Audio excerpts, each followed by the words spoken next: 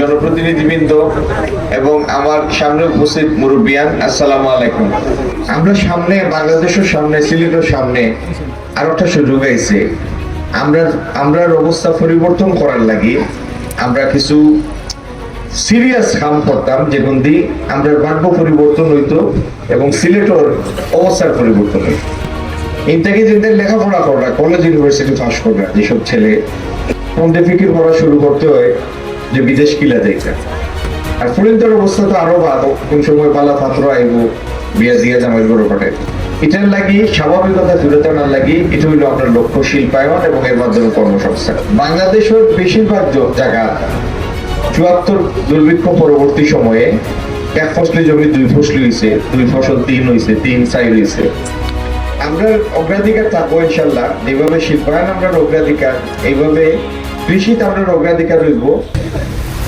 তরুণ হলরে প্রশিক্ষণ দিব, উপকরণ দিব, পান দিব, যাতে তাই এই পেশার সম্পৃক্ত হইতে পারেন। তাইলে সিলেটের বেকারত্ব দূর করার লাগি আমরা ৬টা পরিকল্পনা। একটা হইলো শিল্পায়নের মাধ্যমে কর্মসংস্থান, একটা হইলো আধুনিক কৃষির মাধ্যমে কর্মসংস্থান, আধুনিক মৎস্য চাষের মাধ্যমে কর্মসংস্থান এবং কম্পিউটার সম্পর্কিত বিভিন্ন আধুনিক পেশার লোকে তাদের সংযুক্ত করা। এই নদী ভাঙ্গন প্রতিরোধ, বন্যা প্রতিরোধের নামে আমরা বাংলাদেশও হাজার হাজার কোটি টাকার অপচয় হয়েছে। আমরা কোনো কসমেটিক কাম করতাম না, কারণ আমরা আল্লাহর ডরাই।